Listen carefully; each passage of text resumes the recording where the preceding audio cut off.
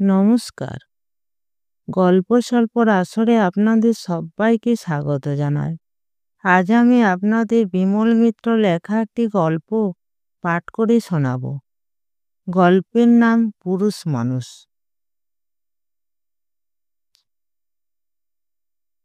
নিত্যানন্দ বললে, তোমার গল্প পড়েছি ভাই, কিন্তু সবারই ওই এক কথা। এবার পুরুষ মানুষ নিয়ে লেখো কেন? পুরুষ মানুষের মধ্যে কি রস নেই? পুরুষ মানুষের কি সৌন্দর্য নেই? আর আমাদের সৃষ্টিকর্তার কথা ভাবো না, তিনিও তো পুরুষ। হে, খানিক থেমে নিত্যানন্দ বললে, লেখো না আমাদের সত্যসুন্দর চক্রবর্তীকে নিয়ে, না হয় আমাদের বাড়ির চাকর গোবিন্দকে নিয়ে, কিংবা ভালো কথা ওকে নিয়ে লেখো না, ওই যে বসে আছেন। নিত্যানন্দ জানালার ফাঁক দিয়ে আঙুল দিয়ে দেখালে। রাস্তার এপার ওপার বাদামতলা এখান থেকে শুরু। বাদামতলায় ঢুকতে গেলে, বাদামতলার ভদ্রপাড়ায় যেতে গেলে এই কাঠের গোলা, এই বস্তি চালাঘরের এলাকা পেরোতে হবে। কালীঘাটে জেলখানা আর গঙ্গার পুল পেরিয়ে প্রথমে আসতে হবে এই পাড়ায়। সার সার পানের দোকান, চাল ছোলা ভাজা, আর দুপাশে যত দূর যাও কেবল কাঠের গোলা। টিনের চালার তলায় ছোট্ট গদি বাড়ি, সব গলাতে ছোট মাপের একটু কুঠুরি, তাতে নিচু একটি তক্তাপোষ, দু চারটে তাকিয়ে, ফরাস চাদর পাতা, কোথাও কোথাও মাদুর, আর সামনে কাঠের পাহাড়, গাছের গুড়ি কেটে চিরে ফালি ফালি করা। কড়ি বর্গার কাঠ চাই তাও আছে, জানলা দরজার কাঠ চাই তাও আছে, নৌকা বানাবে তার কাঠও আছে। নিত্যানন্দ বলে, ওকে নিয়ে লেখো না, ওই আমাদের হরসুন্দরবাবুকে নিয়ে। দেখলাম রাস্তার ওপারে নিত্যানন্দের কাঠের গোলার মতোই আর একটা গোলা, ছোট্ট একটু গদি বাড়ি, সামনে মাদুর পাতা, তক্তাপোষের উপর একটি কাঠের ক্যাশ বাক্স নিয়ে কাজ করে চলেছেন হরসুন্দরবাবু। গলায় কণ্ঠি, কপালে বুকে চন্দনের ফোঁটা, খালি গা, বাবু হয়ে বসে এক মনে কাঠের ফর্দের হিসেব করছেন হয়তো।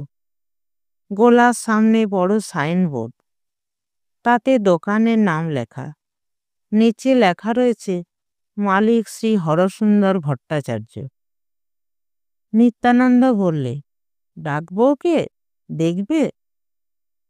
তা পুরুষ মানুষের মতো চেহারাই বটে, যাকে বলে পুরুষ মানুষ। ফর্সা শরীর, বুকে অল্প লোম, মাথা চুল কদম ছাট, অল্প অল্প পেকেছে। নিত্যানন্দের কারবার আর কতদিনেরই বা। কিন্তু যখন এই বাদামতলা ইলেকট্রিক আলো আর কলের জলও আসেনি, তখন এই বাদামতলা এমন ছিল না। কালীঘাটের মন্দির দেখেছেন, যাত্রীরা আসতো ওপারে পুজো দিতে। ওপারে জ্বলত ইলেকট্রিক আলো, সানায় ঢাক ঢোল বাজিয়ে মারোয়ারিদের বৌঝিরা আসতো ঠাকুর দর্শন করতে। ওপার জমজমাট, আর এপারে টিম টিম করে জ্বলত তেলের বাতি। এপারে গঙ্গার ধার ঘেঁষে কেবল খড়ের চালা, খড়ের চালার পাশ দিয়ে গঙ্গা স্নানের রাস্তা। ভোরবেলা স্নান করা অভ্যেস হরসুন্দর বাবুর। ওখানটা দিয়ে যাবার সময় চোখ বুজে যেতে হতো। ওই অত ভোরেও আবাগীদের বাড়ির সামনে দিয়ে যেতে ঘেন্না করত। মনে হতো যেন মদের গন্ধ আসছে। রাত্রিবেলা যা উৎপাত তা তো আছেই। ওই পশ্চিমে গঙ্গার পাড় ধরে বরাবর কালীঘাটের পুল পর্যন্ত, আর এদিকে বাদামতলা রোড বরাবর আবাগীদের আড্ডা। এ ওদের কতকালের ব্যবসা তার ঠিক নেই। শিবনাথ শাস্ত্রী মহাশয়ের বইতেও লেখা আছে এসব ইতিহাস। তা কারবার করতে হলে তো আর বাছবিচার করলে চলবে না। কাঠের খদ্দের ঘুরে ফিরে এখানেই আসবে। কাঠ কিনে ডোঙা বোঝাই করে চলে যাবে কত দূর দূর দেশে। উত্তরে নিমতলা আর দক্ষিণে বাদামতলা। তখন ওই বালিগঞ্জ হয়নি, গড়িয়াহাট হয়নি, ভবানীপুরের পর গঞ্জ বলো শহর বলো সবই এই বাদামতলা। বাদামতলা তখন রবরবা কত। আলিপুরে দেওয়ানি আর ফৌজদারি আদালতে মুহুরি উকিলের ভিড়। দক্ষিণে ডায়মন্ড হারবার, কাকদ্বীপ, সুন্দরবনের জমিজমা খুন খারাপি মামলার তদারক তদবির শুনানি সব এইখানে, এই বাদামতলার কাছারিতে। আর কাছারি আদালতের ব্যাপার 1 ঘন্টার ব্যাপার নয়। একটা মামলা মোকদ্দমা চলছে তো চলছে, একেবারে জেরবার করে ছাড়ে সকলকে। উকিল মুহুরদের সঙ্গে পরামর্শ করতে থাকতে হয় বাদামতলার হাটে। সেই সূত্রেই কারবার জমে ওঠে আবাগীদের। মরতে আর জায়গা পায় না, এসেছে গঙ্গার ধারে, একেবারে তীর্থস্থানের ধারে। ছোট ছোট খড়ের চালা বানিয়ে দিয়েছে এদিগর থেকে ওদিগর পর্যন্ত জমিদার কুণ্ডবাবুরা। খাজনা করা জমি, মালিকানা সত্ত্ব আবাগীদের নয়, একজন বুড়ি গোছের মানুষ। হরিনামের কণ্ঠী তেলক কাটে, গঙ্গার ঘাটে বসে পাননি করে, তেলক কেটে পাপ ক্ষয় করে। আর পুজো দিয়ে আসে কালীঘাটের মন্দিরে গিয়ে পালা পার্বণের দিনে। হরসুন্দরবাবু চোখ পড়তে মুখ ঘুরিয়ে নেন, বলেন, দূর দূর দূর হ, সকালবেলায় অযাত্রা, অথচ পাশাপাশি বাস না করেও উপায় নেই। সকালবেলা নিত্যানন্দ এসে বসেছিল। হরসুন্দরবাবু হন হন করে একেবারে ঢুকে পড়েছেন। বললেন, এর একটা বিহিত করুন নেত্যবাবু, আজই এর বিহিত করতে হবে আপনাকে। নিত্যানন্দ বলে, কিসের বিহিত? হরসুন্দরবাবু বলেন, এত বড় যুদ্ধ গেল মশাই, কি বালিগঞ্জ ছিল আর কি হয়ে গেল। তামাম কলকাতা শহরে ভোল পাল্টে গেল, আর আমাদের বাদামতলা। নিত্যানন্দ বলে, কি হলো হরসুন্দরবাবু, হলোটা কি? হলো আবার কি বলছেন, আর 40 বছর ধরেই হচ্ছে। আপনার আর কি, আমার ফ্যামিলি নিয়ে বাস করতে হয়, ভাইপো ভাইঝিরা রয়েছে, তাদেরও তো এখন বয়স হচ্ছে। আবাগীদের জ্বালায় তো দেখছি আর ব্যবসা করা চলবে না এখানে। হয় ওরা উঠে যাক, নয়তো আমরাই উঠি, নইলে এর একটা বিহিত করুন আজই। নিত্যানন্দ বলে, তা এ তো চিরকালের সমস্যা হরসুন্দরবাবু, ইয়া নতুন কথা কি? হরসুন্দরবাবু বলেন, কিন্তু এ দানি যা বেড়েছে মশাই, কাল কতগুলো মাতাল একেবারে আমারই দরজায় এসে ধাক্কা দিচ্ছে। নিত্যানন্দ বলে, তা ওরা কি করে বুঝবে বলুন? বরং দরজার পাল্লায় আলকাতরা দিয়ে লিখে দিন, ইহা ভদ্রলোকের বাড়ি, চুকে যাবে লেঠা। আপনি রসিকতা করছেন, আর আমার যেদিকে প্রাণ বেরিয়ে যাচ্ছে মশাই, ভাবছেন তা আমি লিখিনি?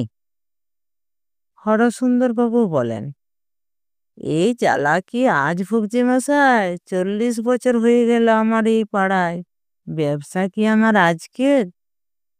হরসুন্দরবাবুর ব্যবসা যে আজকের নয়, তা বাদামতলা কেন, নিমতলার কারবারিরাও জানে। ধার্মিক লোক বলে সমাজে খাতিরও আছে হরসুন্দরবাবুর। শুধু ধার্মিক নয়, সৎ সত্যবাদী নিষ্ঠাবান বলেও সুনাম আছে। 1 পয়সা এদিক ওদিক হবার উপায় নেই ওর কাছে। মিস্ত্রিরা বলে, 500 টাকার কাঠ কিনলাম, আমাদের পাওনা থাওনা কিছু নেই? হরসুন্দরবাবু খেপে ওঠেন, তবে তোমাকে বলেই রাখি মিস্ত্রি, ওইসব উঞ্চ কারবার আমরা করিনি। ওসব দালালি পেতে হলে ওই গুজরাটিদের কাছে যাও, আমার এখানে হবে না। 500 কেন, 1000 টাকার কাঠ কিনলেও হবে না। কুণ্ডবাবুদের ছোট শরীর কার্তিক কুণ্ডু এসে আসর জাঁকিয়ে বসেন। হরসুন্দরবাবু বলেন, এই নিন পান খান। শুধু পান নয়, সঙ্গে সিগারেটও আসে। বলেন, চা খাবেন নাকি? কুণ্ডবাবু বলেন, চা? তা আপনি খেলে খেতে পারি, আমি? হরসুন্দরবাবু হাসেন, বলেন, যখন ছেড়ে দিয়েছি ওটা, তখন ওটা আর ধরবো না আজ্ঞে। আপনাদের বাপ মায়ের আশীর্বাদে বেশ আছি। প্রার্থনা করুন যেন নেশা ভাঙ না করতে হয় জীবনে। কুণ্ডবাবু হেসে বলেন, তা চা কি একটা নেশার সামিল? তা নেশা নয়। নেশা নাই তো কি বলেন? ও চা, পান, সিগারেট, বিড়ি, তামুক সবই নেশা। শুধু মদ আর গাঁজাই কি নেশা? নেশা আপনাদের পোষায় ছোটবাবু। আমরা কাঠের ব্যবসায়ী। নিত্যানন্দের দোকানে এসে বসেন মাঝে মাঝে হরসুন্দরবাবু। বলেন, এমন করে কি আর ব্যবসা চলে বাবু? ওই ফর্সা আদির পাঞ্জাবি আপনাকে ছাড়তে হবে মশার। আর ওই ফিনফিনে ধুতি, ওই ফুটফুটে গেঞ্জিও আপনার চলবে না। খালি গায়ে না থাকতে পারেন, ফতুয়া পরুন বাবু। আমার মতো এই মোটা খেটে ধুতি পরুন আর পায়ে চটি দিন। নিত্যানন্দ বলতো, ব্যবসার সঙ্গে পোশাকের কি সম্পর্ক? সম্পর্ক নেই? বলেন কি? ব্যবসা হলো গিয়ে মা লক্ষ্মী। লক্ষ্মী পুজো কি আপনার জাতা কাপড়ে যেমন তেমন করে করলেই হয়? শুদ্ধ অশুদ্ধ বিচার নেই। বাসি কাপড়ে পুজো হয়? তা ব্যবসাও তাই। ভারী পবিত্র হয়ে ভক্তি ভরে না করলেই ওই ঈশ্বরদাস গুলজারি প্রসাদের মতো গণেশ উল্টাতে হবে। নিত্যানন্দ বললে, এই দেখো না, আমার দোকান তো 7 বছর হলো হয়েছে। আমিও তো কতদিন কামাই করেছি, খদ্দের এসে ফিরে গেছে কতদিন। আর হরসুন্দরবাবু একটা দিন কামাই নেই, একটা নেশা নেই। সকালবেলা গঙ্গায় ডুব দিয়ে এসে বুকে গলায় তিলক কেটে সেই যে বসেন আর ওঠেন সে বিকাল 4টে-5টা নাগাদ। তখন ছাতাটা নিয়ে গায়ে ফতুয়া পরে বেরোবেন। বললাম, কোথায়? নিত্যানন্দ বললে, কে জানে। বললাম, কোনো ইয়েতে আছে নাকি? নিত্যানন্দ বললে, তা তো ভাই বিশ্বাস হয় না। মেয়ে মানুষের মুখ দর্শন করতে যিনি ভয় পান, নেশা ভাঙ কিছু যিনি করেননি, ফর্সা কাপড় পরতে যার আপত্তি, তার যেমন মতিভ্রম হবে তা তো বিশ্বাস হয় না। ভারী কড়া মানুষ ওসব বিষয়ে। আমাকে এসে উপদেশ দিয়ে দিয়ে মাথা খারাপ করে দেন। চটিটা পায়ে দিয়ে এক একদিন রাস্তা পেরিয়ে এসে পড়েন। বলেন, কি বাবু, কখন এলেন? নিত্যানন্দ বলে, এই তো এক্ষুনি। হরসুন্দরবাবু বলেন, এই 9টার সময় কারবার শুরু করলেন। কাল সারাদিন আসেননি। আপনার সব বাঁধা খদ্দেররা এসে ফিরে গেল। জিজ্ঞেস করছিল, নেত্যবাবু কোথায়? আমি বললাম, কি জানি বাপু, অসুখ টসুখ করলো বোধ হয়। আপনার দারোয়ানকে জিজ্ঞেস করলাম, সেও জানে না। বড় ভাবনা হয়েছিল মশাই আপনার জন্যে। তা কোথায় গিয়েছিলেন শুনি? নিত্যানন্দ বললে, কাল সকাল থেকে তাসের আড্ডা জমে গিয়েছিল, আর উঠতে পারেনি। কথাটা শুনে হরসুন্দরবাবু এমন চমকে উঠলেন যেন সামনে কেউটে সাপ দেখছেন। খানিকক্ষণ মুখ দিয়ে কোনো কথাই বেরোলো না তার। আবার বলেন, সত্যি বলছেন তাস? নিত্যানন্দ বললে, হ্যাঁ, তাস। হরসুন্দরবাবু যেন আকাশ থেকে পড়েন।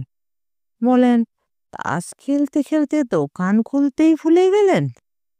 নিত্যানন্দ বলে, তাস খেলতে গিয়ে কিছু কি আর খেয়াল থাকে? হরসুন্দরবাবু বলেন, আমি আপনার ভালোর জন্যেই বলি বাবু, ব্যবসা আমিও করি। ব্যবসা আমারও লক্ষ্মী। কার জন্যে আর করি বলুন? আমার কি আছে? ছেলে নেই, বউ নেই। ভাইপো ভাইঝিরাই সব পাবে। কিন্তু ব্যবসার জন্যে আমি, না আমার জন্যে ব্যবসা, বলুন তো? নিত্যানন্দ বললে, আপনার জন্যেই তো আপনার ব্যবসা। হরসুন্দরবাবু বললেন, ভুল কথা নেত্যবাবু, ভুল কথা। ব্যবসার জন্যেই আমি। আর শুধু আমি কেন, আমার ব্যবসার জন্যে আমার ভাইপো, ভাইঝি, আমার বিধবা ভাই-বউ সব।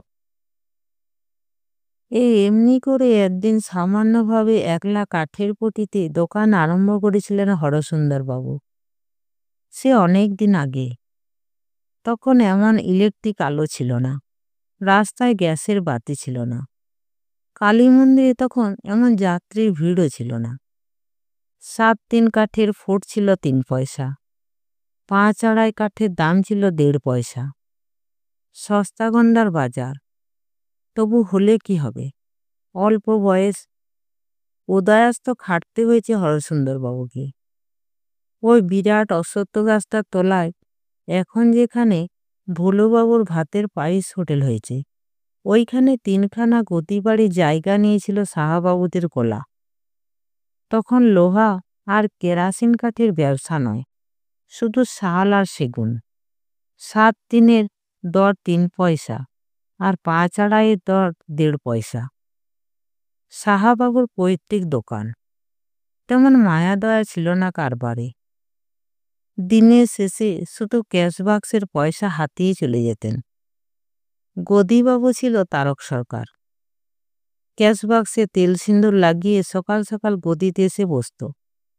বেচা কেনা, ক্যাশ সামলানো, মাল কেনা, মাল ছাড়ানো, রেলের বাবুদের কাছে গিয়ে তদবির তদারক সব নিজে।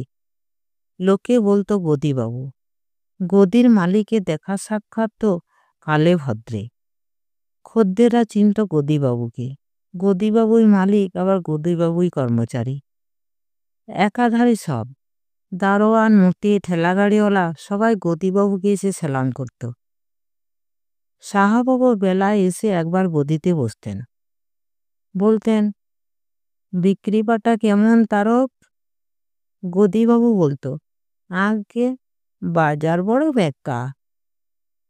সাহাবাবু সিগারেট টানতে টানতে বলতেন, সোজা করে দাও তারক, সোজা না করলে আর চলা শক্ত। বড় টানাটানি পড়েছে। গদিবাবু সবিনয়ে বলতো, আগে মালিক হলেন আপনি, সোজা করলে আপনিই সোজা করতে পারেন। সাহাবাবু বলতেন, কি করলে সোজা হয় বলো তুমি? গদিবাবু বলতো, আগে টেনে টেনে। সাহাবাবু বলতেন, এ কি রবার যে টেনে টেনে সোজা করব? আগে সে টান নয়, রাস টান। সাহাবাবু তো বুঝতে পারতেন না। বলতেন, কিসের রাস? গদিবাবু ঘুঘু লোক, সোজা কথা বলতে জানে না। বলতো, টালিগঞ্জে মোড়লদের বাড়ি রাস দেখেছেন? রাসলীলা কেনা দেখেছে। বিশেষ করে সাহাবাবু তো দেখেছেনই। রাসের কদিন সাহাবাবু গদিতেই আসতেন না। বান্ধা আড্ডা ছিল সাহাবাবুর সেখানে। সে রাসের সময়ে এক কাণ্ড ঘটে। হরসুন্দরবাবু তখন ছোট, 5 টাকা মাইনের ছোকরা। গদিবাবুর সঙ্গে গজ ফিতে নিয়ে ঘোরে, লোহা কাঠ মাপে আর কাঠের আঁশ চেনে, সুতো ধরে খড়ির দাগ দেয়, খদ্দের এলে বসিয়ে রাখে, আর দরকার হলে পানটা সিগারেটটাও কিনে আনে। তখন সবে দেশ থেকে এসেছেন। তখন তার কাছে কলকাতাও যা, বাদামতলাও তাই। ওই আবাগীদের তখনও আড্ডা ছিল ওখানে। শুধু ওখানে কেন, সব জায়গাতে। কালীঘাটের পুল থেকে তীর্থযাত্রী কি কাছারি মক্কেলদের সন্ধ্যাবেলা হেঁটে আসবার উপায় ছিল না। ওই পানের দোকানটা যেখানে, ওইখানে এলে ছেকে দৌড়ত সব আবাগীরা। এ বলে আমার ঘরে এসো, ও বলে আমার ঘরে এসো। ভদ্রলোকদের বিপদের এক শেষ। শেষে টাকা কড়ি খুইয়ে শুধু হাতে দেশে হন্টন। এখন তো দেখছেন পুলিশ পেয়াদা যা হোক কিছু চোখরাঙানি আছে, তখন তাও ছিল না। বাদামতলার এই দিকটা দিয়ে হাটে কার সাজি, কিন্তু কাঠের গোলার কারবারিদের ও রাস্তা ছাড়া গতি নেই। তাগাদা সেরে টাকা কড়ি নিয়ে যেদিন বেরিয়ে সন্ধে হয়েছে সেদিন কি ভয়! অথচ রাত্রে হাঁটা আমার তখন অভ্যেস আছে। আমাদের গায়ে কতদিন আড্ডা দিয়ে অনেক রাত করে বাড়ি ফিরেছি, কিন্তু সে আলাদা। সে তো আর বাদামতলার রাত্রিরের মতো নয়। এখানে তো জানেন, মাঝ রাত্রিরে এক একদিন হই হল্লা বেঁধে যায়। যত মাতাল আর যত আবাগীদের মরণে বাদামতলায় মশাই। অমন গঙ্গার ধার, বেশ খোলা হাওয়া, বসে বসে দেখুন না সিনারি। বড় বড় গাছ, সেই গাছের তলায় দুপুরবেলাও যেন স্বর্গ মশাই। গরমের দিনে যখন সারা দুনিয়া পুড়ে ছারখার, তখন বাদামতলার ওই গঙ্গার ধারটিতে বসলে মনে হবে যেন কাশ্মীরে বসে আছি। এমন আরাম। তা আরাম কি করতে দেবে অবাগীরা? তখন হয়তো ওখানে চুল খুলে রোদ পোয়াচ্ছে, বিকেলবেলায় তো কোথায় নেই। ওদিকে মারায় কাজ সাবদি। দেখছেন তো টিনের ঘর, ওই ঘরের মধ্যে মানুষের চামড়া যেন সেদ্ধ হয়ে আসে। আপনার কি মশাই, আপনার তো ফ্যামিলি বাইরে, আমরা যে ছাড়তে পারি নে। আর আমার আরামের জন্য তো ব্যবসা নয়, ব্যবসার আরামের জন্যই তো আমরা। তা ব্যবসা বলে কি নিজের আরাম বলতে কিছু নেই? হরসুন্দরবাবু বলতেন, না মশাই, ব্যবসার কাজে আরাম টারাম সব হারাম হ্যায়। আপনি আরাম খুঁজলে ব্যবসাও আরাম খুঁজবে। তারপর গদিবাবুর মতো একটা ম্যানেজার রাখুন না, আরও আরাম। পায়ের উপর পা তুলে দিয়ে রাসলীলা দেখুন। কে বারণ করছে? আমার মতো ছোকরা পেয়েছিল বলে তবু সাহা কোম্পানি কিছুদিন চলেছিল। এই হাতে হাজার হাজার টাকা এনেছি এই বাদামতলা রাস্তা পেরিয়ে। কখনো একটা আদলা খোয়া যায়নি তবু। গদিবাবুকে যদি বলতুম, গদিবাবু আর একটা টাকা মাইনে বাড়িয়ে দিন না, গদিবাবু বলতো, আমি কি মালিক? মালিক এলে বলিস। তা মালিকেরই তখন যা টাকার খ্যাঁচ, আমি আর চাইবো কি?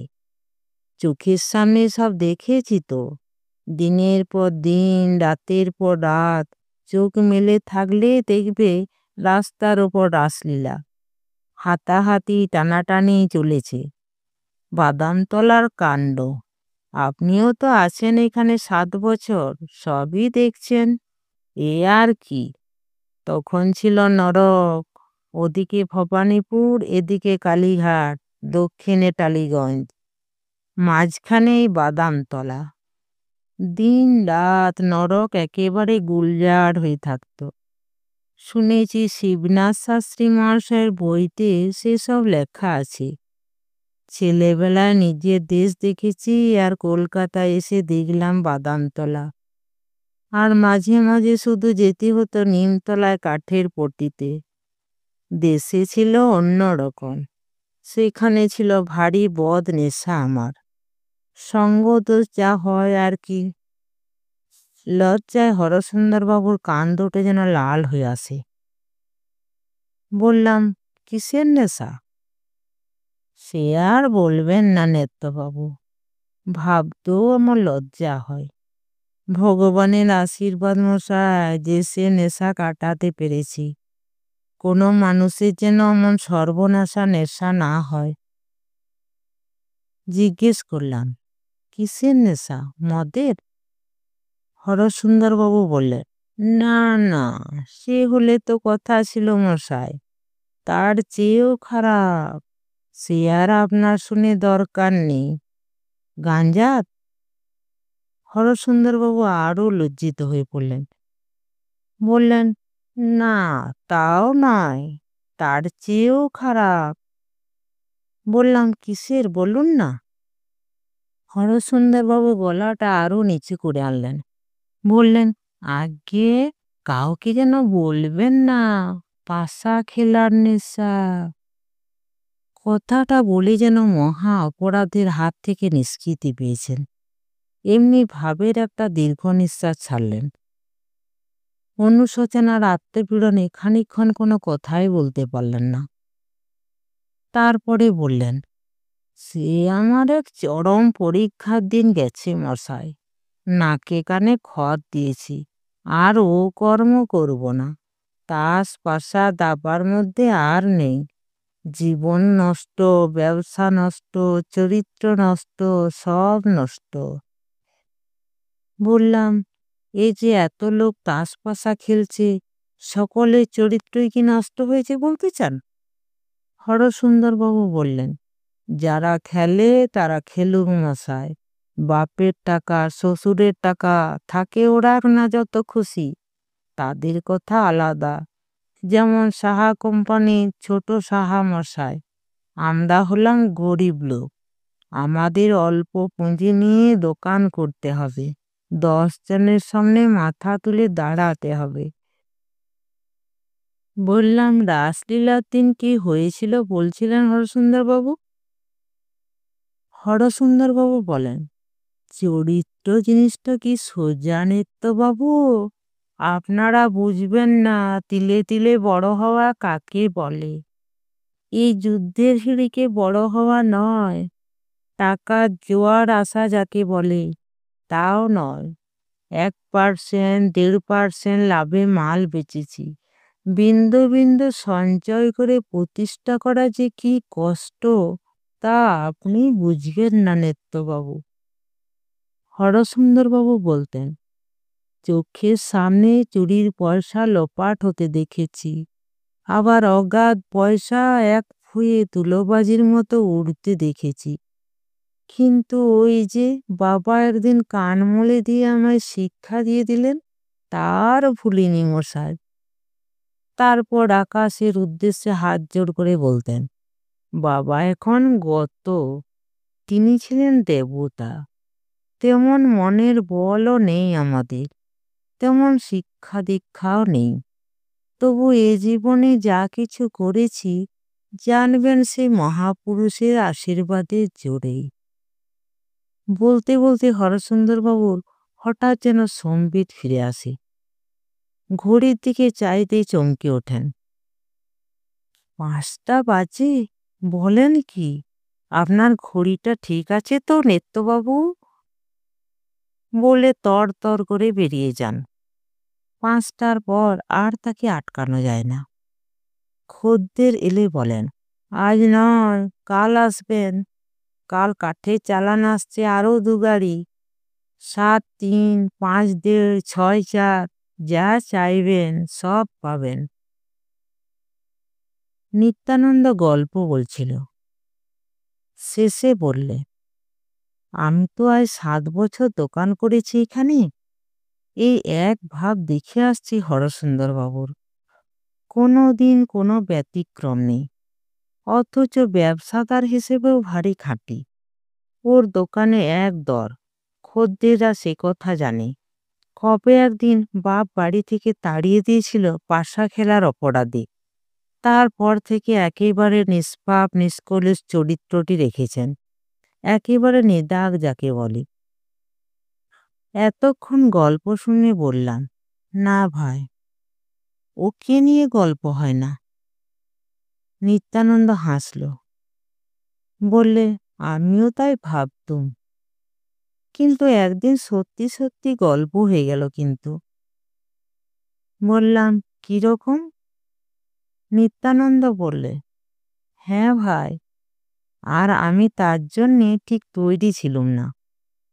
যে লোককে নীরস কাঠের ব্যবসায়ী বলে জানতাম, হিসেব আর গজফিতে আর টাকা উপার্জন নিয়ে ব্যস্ত বলে জানতাম, হঠাৎ আমার চোখে একদিন সেই মানুষই এক মহাকাব্য হয়ে উঠল ভাই। তবু বুঝতে পারলাম না। বললাম, কিরকম? লুকিয়ে লুকিয়ে মদ খান বুঝি? নিত্যানন্দ হাসল, বললে, দূর, তাহলে তো চরিত্রটা মাটি হয়ে যেত। তাহলে? নিত্যানন্দ হাসতে লাগলো, বললে, সে কল্পনাও করতে পারিনি ভাই আমি। বললাম, তবে কি মেয়ে মানুষ? নিত্যানন্দ বললে, তোমরা গল্প লেখো, তবু এমন ঘটনা তুমিও কল্পনা করতে পারবে না। বললাম, তবে কি গান বাজনা? না, তাও না। নিত্যানন্দ বলতে লাগলো, প্রথম আমার খারাপ লাগতো ভাই লোকটাকে। ভাবতাম খালি এসে উপদেশ দেয়, বুঝি পয়সাটাই সার চিনিয়েছে জীবনে। বিয়ে থা করেনি, কেবল চোখ কান নাক বুঝে ব্যবসায় করছে। ব্যবসা ভালো জিনিস, কিন্তু জীবনে কারটাই সত্যি আর সব মিথ্যে? এমন কথা হাজার চেষ্টা করেও ভাবতে পারলুম না জীবনে, তাতে ব্যবসা হোক আর না হোক। ওদিকে হরসুন্দরবাবুর ঘরে গিয়ে দেখেছি সামনাসামনি দুটো ছবি। এ পাশে ঠিক গণেশের মূর্তির ওপরই একটা লক্ষ্মীর পট, আর সামনের দেওয়ালে ওর বাবার একটা ফটো। প্রত্যেক দিন গঙ্গা স্নান করে এসে ওই গণেশ আর লক্ষ্মীকে প্রণাম সেরে বাবার ফটোর তলায় অনেকক্ষণ ধরে দেওয়ালে মাথা টেকিয়ে এক মনে প্রণাম করেন। বলেন, পিতাই তো সর্বস্ব মশাই, তিনি তো উপর থেকে সবই দেখছেন। যখনই ঠেকায় পড়ি, বাবার ছবির সামনে গিয়েই উপদেশ চাই। বলি, তোমার কথা আমি অমান্য করিনি বাবা, আমাকে আশীর্বাদ করো যেন সমস্ত বিপদ কাটিয়ে মাথা তুলে দাঁড়াতে পারি। হরসুন্দরবাবু বলেন, আর আশ্চর্য দেখেছি মশাই, বাবাকে স্মরণ করলেই কোথা থেকে সব বিঘ্ন কেটে যায়, সব সমস্যা সুরাহা হয়ে যায়। অদ্ভুত বৃত্তিভক্তি। এত যে যুদ্ধ গেল, এত বাজার খারাপ গেল, হরসুন্দরবাবু বিপদে আপদে কেবল বাবাকে ডেকে এসেছেন। খদ্দেরদের বলেন, দেখুন আমি কে, আমি তো নিমিত্ত। ওই দেখুন বাবার ফটো, বাবাকে স্মরণ করে আমি কারবার করি, ওপর থেকে উনিই দেখছেন। আপনাদের যে ঠকাবো তারও উপায় নেই। বলেন, বাবা ছিলেন আমার দেবতা। যা কিছু শিক্ষা দেখছেন, এই ত্যাগ, এই সংযম, এই পরিশ্রম দেখছেন, সব আমার বাবার কাছে শিক্ষা। ছেলেরা দুর্গাপুজো, সরস্বতী পুজো চাঁদা চাইতে এলে বলেন, এই 4 আনা দিলাম ভার, নিতে হয় নাও, না নাও না নিও, এর বেশি দেবার সামর্থ্য আমার নেই ভাই। ছেলেরা বলে, ওরা সবাই 2 টাকা করে দিলেন, আর আপনি মোটে 4 আনা? হরসুন্দরবাবু বলেন, ওই তো বললুম, ওদের বড় বড় ব্যবসা, ওরা দিতে পারেন। 2 টাকা তো সামান্য ভাই। আমি যখন তোমাদের বয়সে সাহা কোম্পানিতে 5 টাকা মাইনের কাজ করতুম, তখন দেখেছি সাহাবাবুর হাত দিয়ে 10 টাকার কামে গলতো না। 5 হাতে হীরের আংটি, দানছত্তর, দোল দুর্গোৎসব, এলাহি কাণ্ড। টালিগঞ্জের মরলদের রাসের মেলায় বাইজি খেমটাওয়ালির ভিড় লেগে যেত। তা সে সাহা কোম্পানির কি রইল, বলো না তোমরা? তোমরা তো আজকালকার ছেলে হয়ে সে সাহা কোম্পানির নাম শুনেছ? ছেলেরা বলে, না শোনোনি? তবে শোনো আমার কাছে, শুনে নাও। বলে লম্বা ফিরিস্তি দেন সাহা কোম্পানির কারবারের। কেমন করে সাহা কোম্পানি আস্তে আস্তে পড়ল, কেন পড়ল, যাতে না পড়ে তার জন্যে কি কি করা উচিত, তার জন্যে উপদেশ। ছেলেরা অত শুনবে কেন? তাদের 10 জায়গায় কাজ আছে, আরও 50 জনের দরজায় যেতে হবে। বলে, পাগল, একেবারে বদ্ধ পাগল। কিন্তু বাপের মৃত্যুর পর কেউ কাছা গলায় দিয়ে সাহায্য চাইতে আসুক, হরসুন্দরবাবু মুক্ত হস্ত। বলেন, ওই দেখো আমার বাবার ছবি, এই যা কিছু দেখছো সবই ওই ওর কল্যাণে। বাবার একটা ছবি ঘরে টাঙিয়ে রাখবে ভাই, রাত্রে শুতে যাবার আগে, আর ঘুম থেকে উঠে প্রণাম করবে, দেখবে সব বিপদ আপদ থেকে উদ্ধার হয়ে যাবে। বলেন, বাপ কি সামান্য জিনিস ভাই? সেই বাপের কথায় ছোট বয়সে শুনিনি। ছেলেবেলায় সঙ্গ দোষে বখাটে ছেলেদের সঙ্গে মিশে বাপকে কেয়ারই করিনি, নেশার সর্বনাশ করেছি নিজের। নেশা? হ্যাঁ ভাই, নেশা করে একেবারে উচ্ছন্নে গিয়েছিলাম। কিসের নেশা? না ভাই, মদ ভাঙ নয়, মেয়ে মানুষও নয়, তার চেয়েও খারাপ নেশা। কিন্তু বাবা ছিলেন দেবতা, জানতে পেরে বাড়ি থেকে তাড়িয়ে দিলেন। এই দেখো না, চেলা কাঠের দাগ এখনো পিঠের ওপর, দেখতে পাবে, বলে পিঠটা দেখান পাশ ফিরে। বলেন, এই যে শিক্ষা পেলাম সে আর জীবনে ভুলিনি। নাক কান মেলা খেয়ে সেই যে ওপর ছড়েছি, আর নয়, বলে আকাশের উদ্দেশ্যে হাত জোড় করে প্রণাম করেন। নিত্যানন্দ বললে, তাই এই চরিত্র দেখে দেখে আমিও তাই ভাবতুম, তুমি যে মেয়েদের জীবন নিয়ে গল্প লিখছ, ঠিকই করেছ। মেয়েদের জীবনে বুঝি যত রস, মেয়েদের এই জীবনে যত নাটক। পুরুষ মানুষকে খাটতে হয়, অফিসে উদয়াস্ত পরিশ্রমের পর আর কিছু থাকে না শরীরে কি মনে। কিংবা ব্যবসাপত্র করে সারাদিন বিলের তাগাদা আর গজ ফিতের হিসেবে তাপ লেগে রসকস সব বুঝি শুকিয়ে যায়। তাই খুঁটিয়ে খুঁটিয়ে অনেক কথা জিজ্ঞাসা করেছি হরসুন্দরবাবুকে, ওর জীবনের সব খুঁটিনাটি, ছোট বয়সের ঘটনা, তারপর যখন বড় হয়েছেন। প্রাণ খোলা মানুষ, সব বলেছেন আমাকে।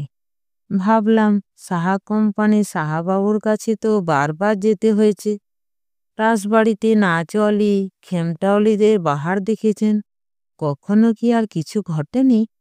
সন্দেহ হয়েছিল, হয়তো চেপে যাচ্ছেন, হয়তো বয়সে আমি কম বলে কিছু ঢাকছেন, কিন্তু বারবার চেষ্টা করেও কিছু জানতে পারেনি। হরসুন্দরবাবু বলতেন, চরিত্রটা ঠিক না রাখলে কি আর আজকে দাঁড়াতে পারতাম ভাই? বড় ভাইপোকে বিলেতে ডাক্তারি পড়তে পাঠিয়েছি, মেজ ভাইপোটা এমএ পাস করে প্রফেসরি করছে, ছোটটাও স্কুলে ফার্স্ট হয়। এবার ভাইজির একটা বিয়ে দিতে পারলেই বলতাম। কিন্তু আপনারও তো একদিন কম বয়স ছিল, সাহাবাবুর গদি বাড়িতে যখন চাকরি করতেন, কাঁচা পয়সা হাতে এসেছে, তখনও কিছু হয়নি? হরসুন্দরবাবু বলতেন, ওই যে তোমাকে বললুম ভাই, বাবার ফটোটা কাছে রেখে দিতাম, আর বিপদে পড়লেই বাবাকে স্মরণ করতাম, সঙ্গে সঙ্গে সব বিপদ কেটে যেত। কিন্তু সাহাবাবুর সঙ্গে তার মেয়ে মানুষের বাড়িতেও তো যেতে হয়েছে। তা যেতে হয়েছে বই কি, হামেশাই যেতে হয়েছে। শুধু যেতে হয়েছে, গদিবাবু ছিল তারক সরকার, সে কি কম চেষ্টা করেছে আমাকে বকাবার? সময় নেই, অবসর নেই, গিয়েছি তার হুকুমে। গিয়ে সে যা বেলার লাগিয়ে দেখেছে আবাগীদের, দেখে গায়ে রক্ত জল হয়ে এসেছে। কিন্তু তক্ষুনি বাবার মুখখানা স্মরণ করলুম, আর সঙ্গে সঙ্গে সব বিপদ উদ্ধার হয়ে গেল।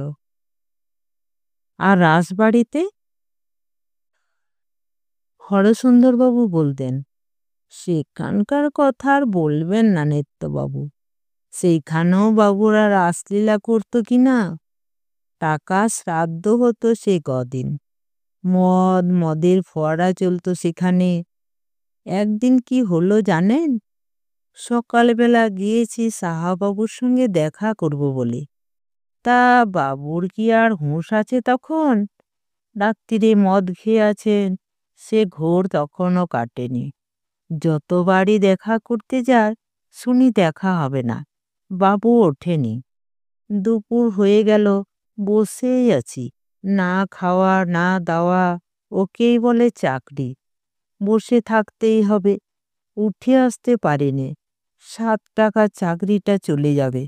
গদিবাবু তারক সরকার আর তাহলে আস্ত রাখবে না। শেষকালে বেলা 2:30।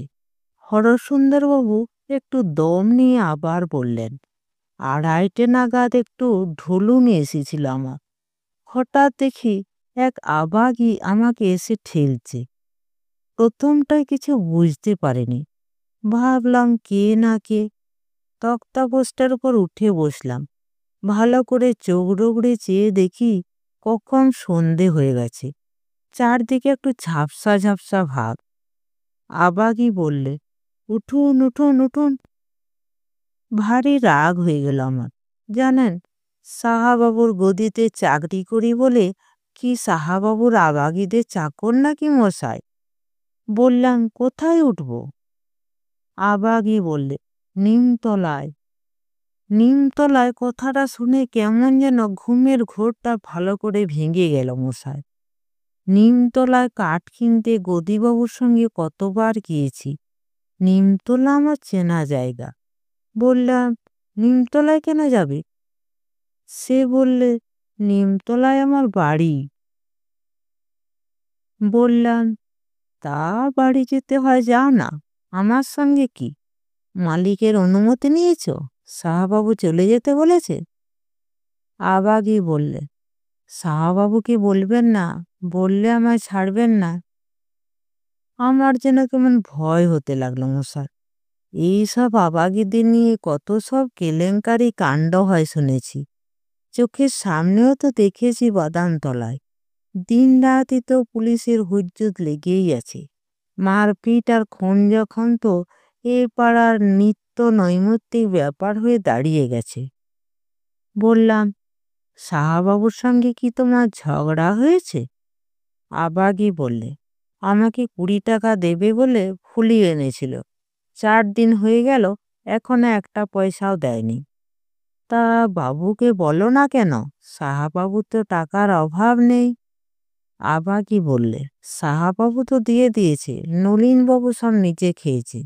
শুধু আমি নয়, কারোর টাকায় দেয়নি। তারা কোথায় সব? তারা সব ঘুমোচ্ছে। আমি এই সুযোগে পালিয়ে এসছি। বললাম, কেন? থাকো না, পাওনা গন্ডা বুঝে নিয়ে একেবারে যেও। আবাগই কেঁদে ফেললে। বললে, আমার মেয়ের বড় অসুখ, বাড়িতে কেউ নেই, আমি আর থাকতে পারছি না। বলে, সত্যি সত্যি মশাই? মেয়েটা সেইখানে সে তক্তাপোষে বসে কাঁদতে লাগলো আঁচলে চোখ ঢেকে। দেখুন তো মুশকিল। আমি গেছি বাবুর কাছে কাগজপত্র নিয়ে দেখাতে। সাহাবাবু সই সাবুত করবে, তবে ছাড়ান পাবো গদিবাবুর হাত থেকে। এ কি বিপদ বলুন তো। অন্ধকার ঘর, দোতলায় সব বাবু, বাবুর মোড়সাহেবরা রয়েছে। আমাকে যদি দেখে ফেলে, গদি বাড়িতে চাকরি করতেছে, এ কি ঝঞ্ঝাট বলুন তো। পরের চাকরি তো একেই বলে। তাই তো একদিন চাকরির মাথায় দুত্তর বলে লাথি মেরে নিজেই কাঠের ব্যবসায় নেমে পড়লাম। বললাম, আর পরের চাকরি না মশাই। বললাম, তা সে মেয়েটার বয়স কত? হরসুন্দরবাবু বললেন, আপনিও যেমন নেত্যবাবু, আবাগীদের আবার বয়স। ও আবাগীদের ঝাড় বংশ বদমায়েশ, ওদের কথা আমি বিশ্বাস করে ভাবছেন? বললাম, তারপর কি করলেন আপনি? হরসুন্দরবাবু বললেন, আবাগী আমাকে গায়ের গয়না খুলে দিয়ে বলে কি না, এইগুলো আপনি নিন, আমায় দয়া করে বাড়ি ফিরিয়ে দিয়ে আসুন। তা আমি বললাম, তুমি একলাই যাও না, আমাকে কেন? আবাগই বললে, আমি কলকাতার রাস্তা চিনি না, নতুন এসেছি এখানে। জিজ্ঞেস করলাম, কোত্থেকে এসেছো? আবাগই বললে, ফরিদপুর, পুবের পাড়া। ওই নলিনবাবুই আমাকে নিয়ে এসেছিল।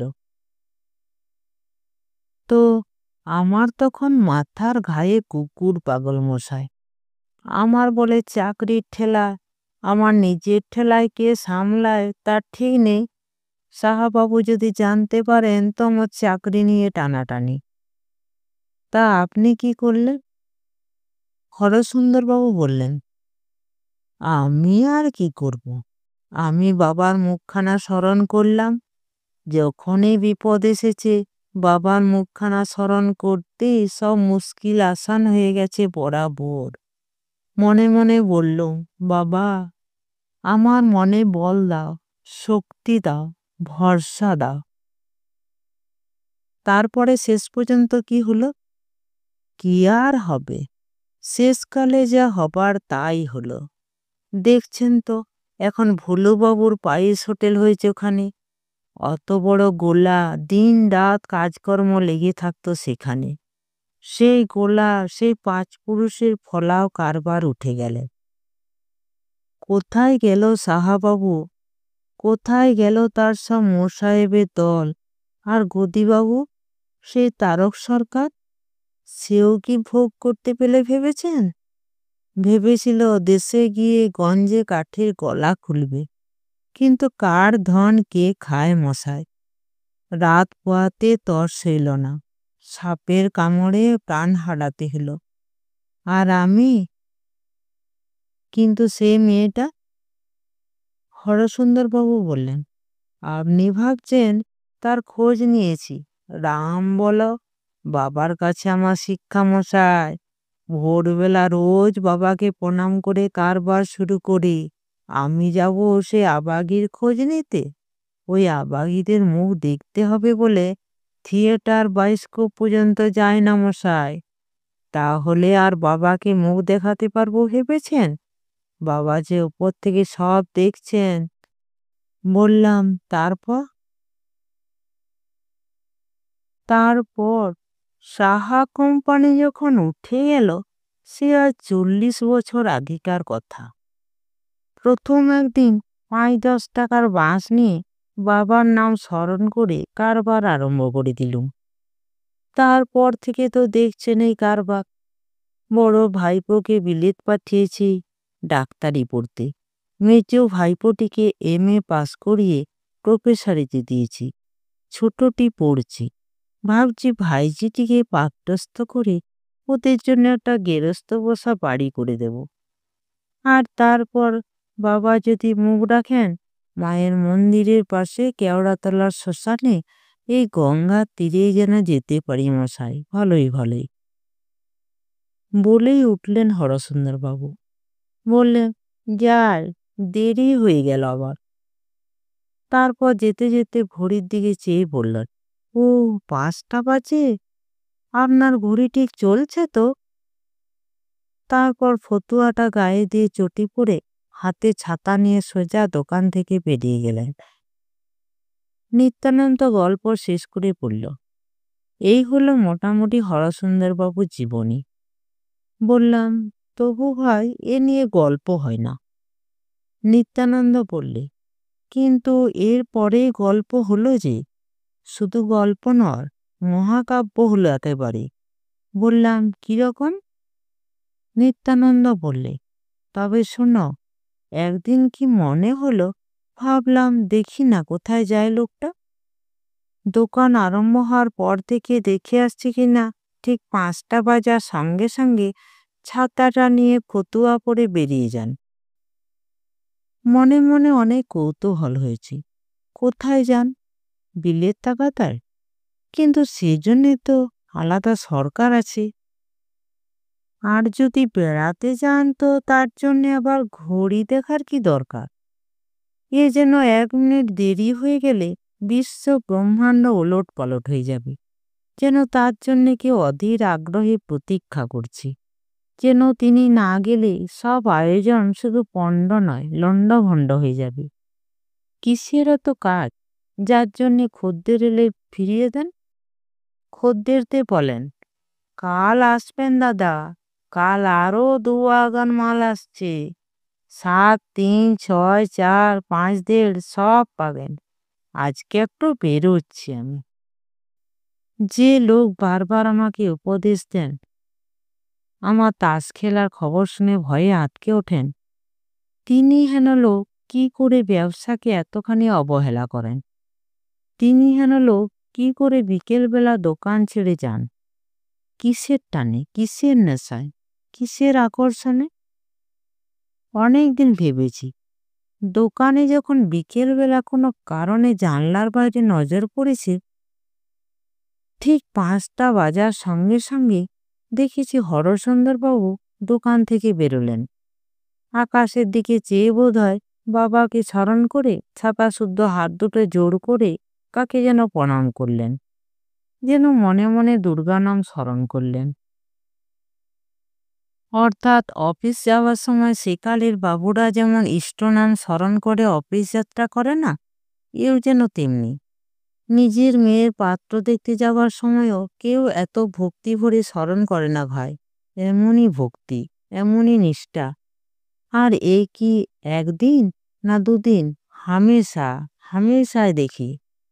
আশেপাশের গোলদার লোকজনকে জিজ্ঞেস করলে বলে, 5টা বেজেছে, এখন আর হরসুন্দরবাবুকে পাওয়া যাবে না। আর আমিও যে জিজ্ঞেস না করেছি তা নয়, জিজ্ঞেস করতাম, কোথায় চলেছেন হরসুন্দরবাবু? হরসুন্দরবাবু তখন দাঁড়াবার সময় নেই, চলতে চলতে বলতেন, কাজ আছে ভাই, চলি। এমনি যে কতবার জিজ্ঞেস করেছি তার ঠিক নেই, প্রত্যেকবারই ওই একই উত্তর, কাজ আছে ভাই, চলি।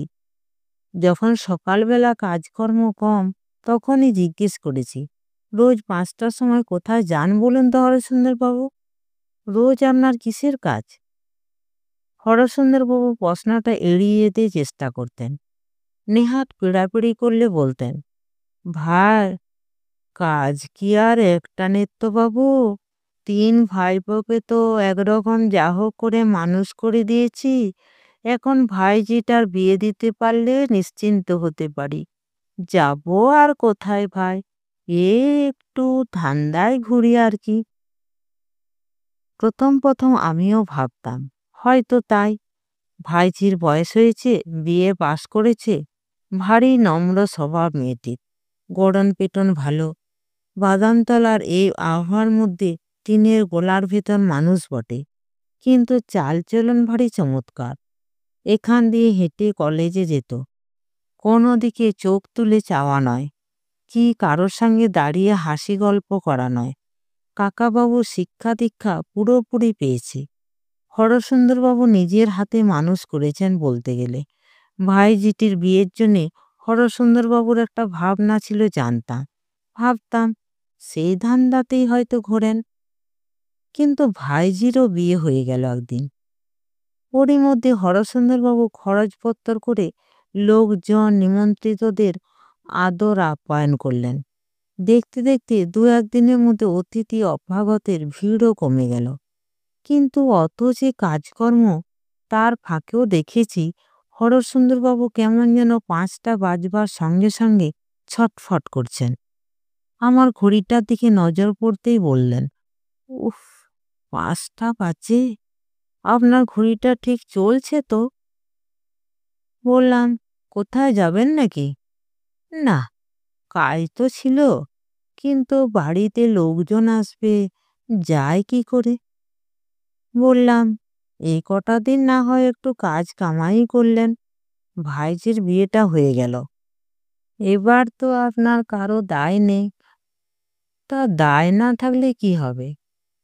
বাড়ি একটু ফাঁকা হতে দেখি আবার সেই 5টা বাজবার সঙ্গে সঙ্গে সেই চটিজোড়া পায়ে গলিয়ে সাবান কাচা ফতুয়াটা পরে ছাতা নিয়ে হনহন করে চলেছেন, যেন তার অভাবে কোথাও কাজকর্ম আটকে যাচ্ছে, যেন তিনি না গেলে সব আয়োজন পণ্ড, সমস্ত লণ্ডভণ্ড হয়ে যাবে, যেন তার যেতে দেরি হলে কোথাও কোনো অনুষ্ঠান আরম্ভ হতে পারবে না, যেন কেউ তার জন্য উদ্গ্রীব আগ্রহে প্রতীক্ষা করছে।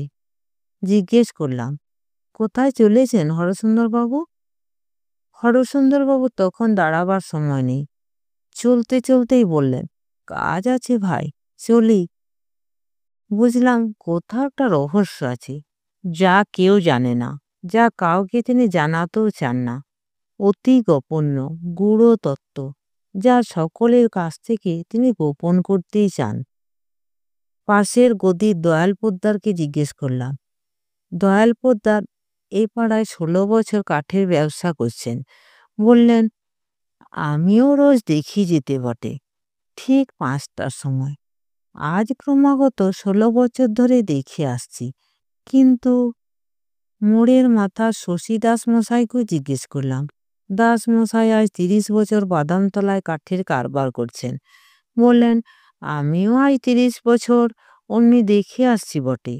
৫টা বাজতে না বাজতে কোথায় যান বুঝতেই পারি না। শেষকালে একদিন ঠিক করলাম, দেখতে হবে কোথায় যান হরসুন্দরবাবু। সেদিনও ফতুয়া গায়ে ছাতা নিয়ে ২ হাত জোর করে ইষ্টনাম স্মরণ করে, বোধহয় বাবার নামই স্মরণ করে হন করে চলতে লাগলেন। আমিও তৈরি ছিলাম, পেছু নিলাম। আগে আগে চলতে লাগলেন হরসুন্দরবাবু। এই ধরো ৫০ গজ দূর, আর পেছনে তাকে লক্ষ্য করে আমিও চলেছি। কিন্তু তখনও কি জানি আমি কি অমূল্য রত্ন পাব? তখনও কি জানি হরসুন্দরবাবু শুধু কবিতা নয়, ছোট গল্প নয়, একেবারে সাতসর্গে পূর্ণাঙ্গ একটি মহাকাব্য। আমি ভাই পূর্ণিমা রাতে তাজমহল দেখেছি, পুরীর সমুদ্রে সূর্যোদয় দেখেছি, আবু পাহাড়ের সানসেট পয়েন্টে দাঁড়িয়ে সূর্যাস্ত দেখেছি, দার্জিলিং থেকে ভোরের কাঞ্চনজঙ্ঘা দেখেছি, মহাবলীপুরমের হরপার্বতী মূর্তি দেখেছি, সাঁচির বুদ্ধস্তূপ দেখেছি, বৃন্দাবনের সোনার তালগাছ দেখেছি, কাশ্মীরের নিষাদবাগ দেখেছি, যোধপুরে থর মরুভূমি দেখেছি। জানো তো, ব্যবসা ছেড়ে দিয়ে কতবার কত জায়গায় কত জিনিস দেখতে গিয়েছি, কিন্তু এ এক অবাক কাণ্ড, এমন আমার জীবনে দেখিনি। এ তুমি কল্পনাও করতে পারবে না। বললাম, কিরকম? নিত্যানন্দ বললে, আমি তো পেছনে পেছনে চলেছি। তখন নভেম্বরের মাঝামাঝি, ৫টার পরই সন্ধে হয়ে যায়। চারদিকে বেশ অন্ধকার ভাব।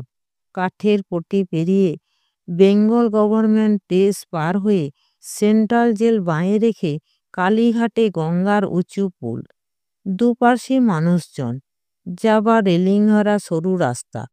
হরসুন্দরবাবু সেই রাস্তা দিয়ে চলতে লাগলেন। আশেপাশে কোনো দিকে দৃষ্টি নেই, শুধু ছাত্তাটা মাটিতে ঠুকতে ঠুকতে নিচু দিকে চেয়ে হন করে চলেছেন। তখনও ভাবছি কোথায় চলেছেন। তারপর পুল পার হয়ে শনি ঠাকুরের মন্দির ডান দিকে রেখে বাঁ দিকের ফুটপাত ধরলেন। বাঁ দিকে মেথরদের বস্তি পেরিয়ে একেবারে হরিশ চ্যাটার্জি স্ট্রিট। হরিশ চ্যাটার্জি স্ট্রিটে তখন দোকানপাট আলোই আলো, রাস্তাতেও সে আলো এসে পড়েছে। বাঁ দিক ঘেঁষে চুনবালি আর সুরকির কলা, ইটের আর টালির কারবার, পুরনো জানালা দরজা দোকানও আছে, আর কিছু স্যাকড়াতে সোনার উপর দোকান। টুকটাক হাতুড়ি ঠোকার শব্দ। রাস্তার পাশে টিউবওয়েলের ধারে কিছু মেয়ে পুরুষের ভিড়। তখনও হ্যাঁচকা টান দিচ্ছে আর ঝগড়া চলেছে জল নিয়ে। গরুর গাড়িগুলো খোলা পড়ে আছে, মোষ গরু রাস্তা জুড়ে দাঁড়িয়ে। তারই মধ্যে একটা মোটর কি ট্যাক্সি এলে পাড়া কাঁপিয়ে হর্ন বাজিয়ে ভিড় সরাতে হয়। আর ঠিক দুপাশের গলির মুখগুলোতে ও পাড়ার মেয়ে মানুষরা সেচে গুজে পাউডার মেখে মাটির উপরে উবু হয়ে বসে গেছে। কেউ কেউ ইট পেতে বসেছে, কেউ হেলান দিয়েছে ইটের দেয়ালে, রঙ্গরসিকতা করছে। কেউ কেউ আবার পানের দোকানের সামনে পান বিড়ি কিংবা ছুতো করে কড়া পাওয়ারের আলোর নিচে দাঁড়িয়ে নিজের রূপ দেখাচ্ছে। কিন্তু হরসুন্দরবাবু সেদিকে বিশেষ নজর নেই। তিনি আপন মনে ছাতা টুকটুক করতে করতে চলেছেন সেই নোংরা খোয়া রাস্তা দিয়ে। ভাবলাম, হরসুন্দরবাবু এত রাস্তা থাকতে ওই রাস্তা দিয়েই বা চলেছেন কেন? পাশেই তো পোটোপাড়ার গলি ছিল, কিংবা তারও ওপাশে হরিশ মুখুজ্জি রোড ছিল। কোথায় যান, কোথায় যান রোজ? শুধু আজ নয়, গতকাল নয়, চিরকাল ধরে। অন্তত দয়াল পোদ্দার ১৬ বছর ধরে বাদামতলায় কারবার করছেন। তিনি ১৬ বছর ধরে এমনি দেখে আসছেন। শশী দাস ৩০ বছর ধরে কারবার করছেন বাদামতলায়। তিনিও ৩০ বছর ধরে দেখে আসছেন। অথচ কেউ জানে না কোথায় যান, কি করতে যান, কেন যান, কিসের এত আকর্ষণ। নিজের ছেলে মেয়ে বউ কেউ নেই, শুধু ভাইপো ভাইঝি ভাই বোন নিয়ে সংসার তার, অর্থাৎ ভূতের সংসার। নিজের ছাড়া আর সবাই তো আছে, নিজের আপনজন কি কেউ দেখে না? নিজের বউকেও কি কত লোক খেতে পড়তে দেয় না? ছেলেগুলোকে গোমুখ করে রাখে। নিজের জামা কাপড় জুতো, নিজের চুল টেরি তেল সাবান গামছা নিয়েই কত লোক ব্যস্ত। নিজের জন্যে রোজ আধ পোয়াটা মাংস বরাদ্দ। বাড়ির বউ ছেলে মেয়ে নাতি নাতনির জন্যে মাছ এলো কি এলো না দেখে না। এমন লোকও কত দেখেছি। তা তাও নয়, নিজেরই কেউ নাই। বিধবা ভাই বউ মরে গেল কি বেঁচে রইল দেখবার দরকার কি? বিধবা মানুষ, আবার ঝাড়া হাত পাও নয়। 4 অপগণ্ড, 3টি ছেলে 1টি মেয়ে নিয়ে ভাইয়ের সংসারে উঠেছে। লাঠিঝাঁটা খেলেও কারো কিছু বলবার থাকতো না। উদয় আসত খাটিয়ে নিয়ে 1 পেটা খেতে দিলেও কেউ নিন্দে করতো না। কিন্তু সেই ভাই বউকে সংসারের গিন্নি করে 3টি ভাইপোকে মানুষের মতো মানুষ করে ভাই যেটিকে সৎ পাত্রস্থ করে এই যে ব্যবসা করে যাচ্ছেন, এটাই কি কম প্রশংসার কথা এই যুগে? একে নিয়েও যদি তোমরা গল্প না লিখতে পারো তো কাকে নিয়ে লিখবে? কেন, নষ্ট চরিত্র না হলে কি তাকে নিয়ে গল্প লেখা যায় না? গল্পের যোগ্য হতে গেলে কি চরিত্রের স্খলন দেখাতেই হবে? নেগেটিভ চরিত্র নিয়েই তোমাদের কারবার, কিন্তু পজিটিভ চরিত্র নিয়েই বা গল্প হবে না কেন? তাহলে রামকে নিয়ে রামায়ণ লেখা হলো কি করে? যুধিষ্ঠিরকে নিয়ে মহাভারতই বা লিখলেন কি করে ব্যাসদেব? কেবল ছিদ্র দেখাবার জন্যে কি গল্প লেখা? একই চরিত্রের মধ্যে দুটো বিরোধী মনোবৃত্তির দ্বন্দ্ব দেখানোই কি তোমাদের চরম লক্ষ্য? কিন্তু আমি বলি, তা কেন হবে? অত সংকীর্ণ কেন হবে গল্প লেখকের দৃষ্টি? সমস্ত মানুষ, এই গোটা মানুষটাকে নিয়েই বা গল্প লেখা হবে না কেন? যদি পবিত্র চরিত্রই কল্পনা করো তো এমন পবিত্রতার কথা চিন্তা করো না যা শুধু বৈরাগ্যে বা ত্যাগেই মহান নয়, যা ভোগ থেকে বিমুখ হয়ে নয়। ভোগের মধ্য থেকে এই আমার আমিকে দূর করতে পেরেছে, ভোগের মধ্যে থেকে যে ভোগাতীত হতে পেরেছে, সংসারের মধ্যে থেকে যে সংসারের ঊর্ধ্বে উঠতে চেষ্টা করেছে। তা থাকবে এসব কথা। আমি ভাই পেছনে যাচ্ছি আর এসব কথা ভাবছি। শেষে কি এমন একটা চরিত্রের অধঃপতনই দেখব?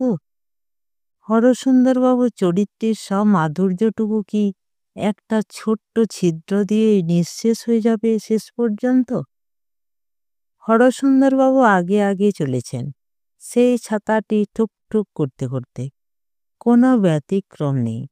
সে যেমন চালে প্রথম থেকে হাঁটতে শুরু করেছেন সেই এক চাল। হঠাৎ পাশের একটা সরু গলিতে ঢুকলেন। আমি দেখে যেন বিশ্বাস করতে ভয় পেলাম। গলির মোড়ে তখন ও পাড়ার বস্তিবাসিনীরা গুলজার করে দাঁড়িয়ে, কারো মুখে বিড়ি, কারো হাতে পান, কেউ পিঁড়িতে বসে, কেউ বা উঠে দাঁড়িয়ে। হরসুন্দরবাবু গলিতে ঢুকতেও কেউ চঞ্চল হলো না, কেউ সচেতন হলো না। তাদের সভা যেমন চলছিল তেমনিই চলতে লাগলো। আর হরসুন্দরবাবুও যেমন যাচ্ছিলেন তেমনি চলতে লাগলেন, যেন ওদের পরিচিত মানুষ, যেন ওকে ওরা চেনে, এমনি ভাব, যেন বহুদিনের বহু পরিচিত অভ্যস্ত পথ দিয়ে চলেছেন। কোনো দ্বিধা নেই, কোনো সংকোচও নেই। কেউ তাকে অনুসরণ করছে কিনা তা পেছন ফিরে চেয়ে দেখাও নেই। আশ্চর্য! আমিও পেছনে পেছনে চলেছি। রূপসীদের ভিড় পেরিয়ে গলিতে ঢুকে দেখি হরসুন্দরবাবুও তেমনি চলেছেন। তেমনি ব্যস্ত সমস্ত ভাব, তেমনি সুবিন্যস্ত গতি। দুপাশে টিনের চালা, মাঝে মাঝে গ্যাসের আলো দেওয়ালের মাথায়। চালা ঘরে সদর দরজার সামনে ছোট ছোট দরজার পৈঠেতে রূপসীদের ভিড়। এত সরু গলি, তবু লোক চলাচলের বিরাম নেই। হরসুন্দরবাবু এঁকে বেঁকে চলেছেন, আর অনেকখানি দূরত্ব বজায় রেখে আমিও সাবধানে তার অনুসরণ করে চলেছি। একবার মনে সন্দেহ হলো, পাশের একটা বাড়িতে তিনি ঢুকে পড়েন বুঝি, বা চির অভ্যস্ত চিরপরিচিত একটি ঘরের 4টে দেওয়াল আর একটি মেয়ের আশ্রয় নিলে বুঝি, বা সারা জীবনের সমস্ত সাধু সংকল্পে সুখ সমাধি রচনা করেন। আর তা যদি করেনি, তাতে দোষই বা কি দেওয়া যাবে? অপরাধী বা তাতে কোথায়? তাতে শুধু এইটুকু হবে যে, যে হরসুন্দরবাবুকে নিয়ে গল্প লিখতে বলেছি, তিনি অতি সাধারণ চরিত্র হয়ে যাবেন। সে চরিত্রের আর কোনো বৈশিষ্ট্যই থাকবে না। যেমন আর 5 জন, তেমনি সমাজে সচরাচর আরও 99টি ব্যাচেলার মানুষের মতোই একজন। তাতে কোনো বৈচিত্র্যও নেই।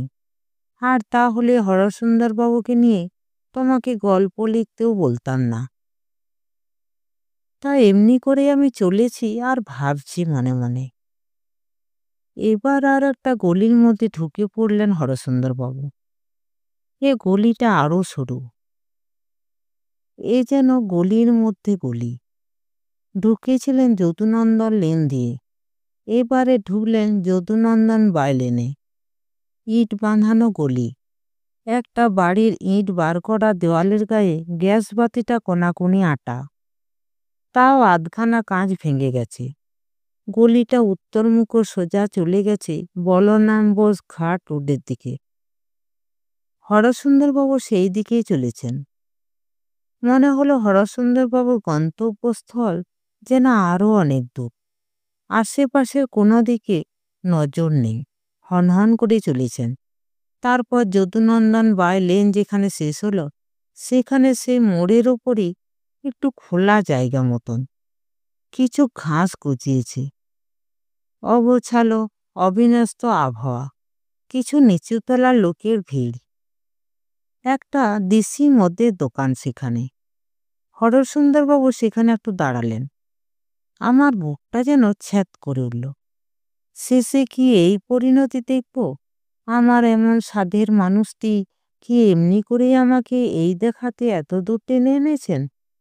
এমন জানলে কি আসতো এত দূর? এমন জানলে কি তোমাকে গল্প লিখতে বলতাম ওকে নিয়ে?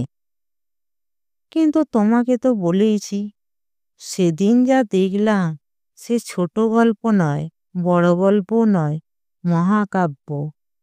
7 স্বর্গে পূর্ণাঙ্গ এক মহাকাব্য একেবারে। তা যাকগে, যা দেখলাম বলি। হরসুন্দরবাবু সেই মদের দোকানের সামনেই দাঁড়ালেন বটে, কিন্তু সে এক মুহূর্তের জন্যে। বোধ হয় কোঁচার খুঁট দিয়ে একটু কপালের আর মুখের ঘাম মুছে নিলেন। তারপর ডান হাতে ছাতিটা নিয়ে আবার চলতে লাগলেন। এবার ঢুকে পড়লেন পাশের আর একটা আরো সরু গলিতে। এবার যেন আমি আরো অবাক হয়ে গেলাম। সত্যি, কোথায় চলেছেন হরসুন্দরবাবু? কত দূর? কিন্তু এবার আর বেশি দেরি হলো না। সরু গলিটা আবার যেখানে গিয়ে শেষ হয়েছে, সেটা বেশ নিরিবিলি জায়গা।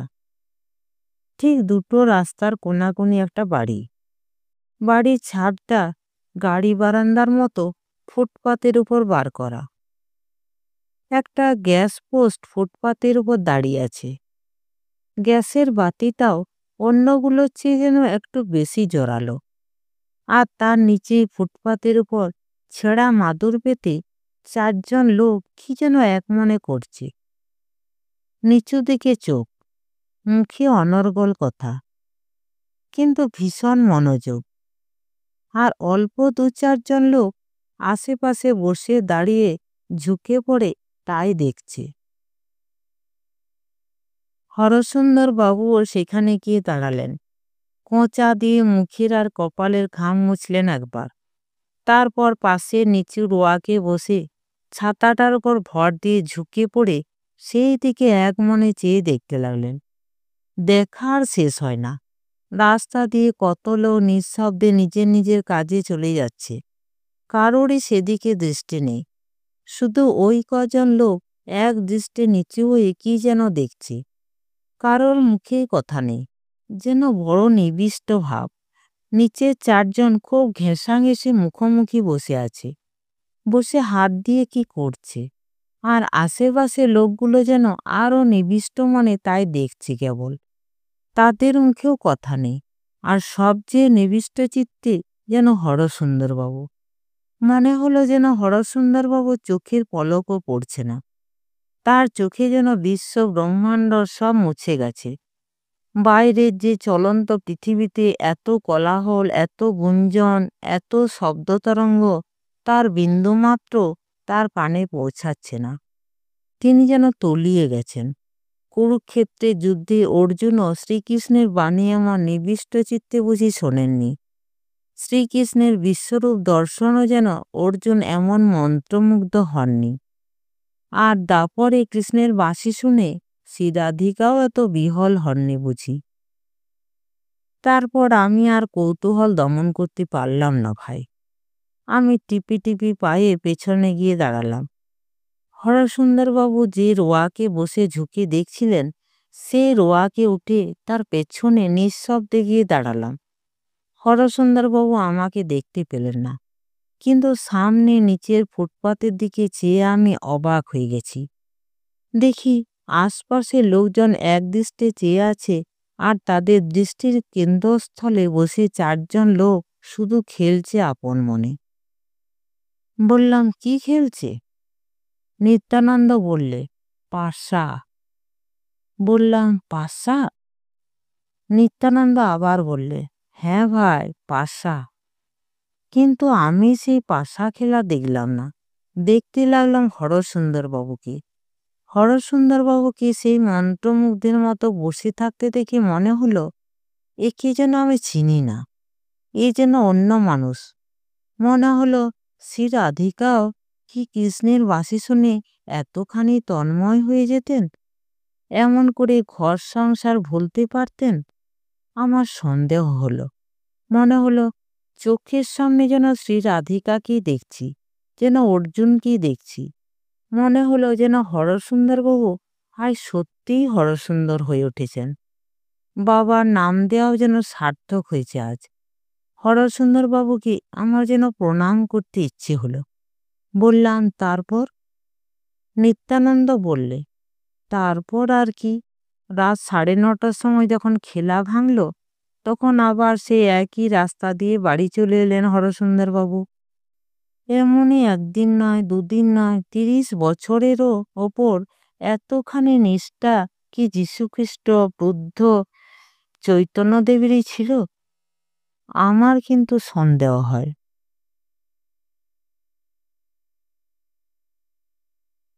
নমস্কার। গল্পটি ভালো লেগে থাকলে চ্যানেলটিকে লাইক, শেয়ার এবং সাবস্ক্রাইব করতে ভুলবেন না। আর আপনাদের ভালোবাসা এবং সহযোগিতা আমার খুবই প্রয়োজন।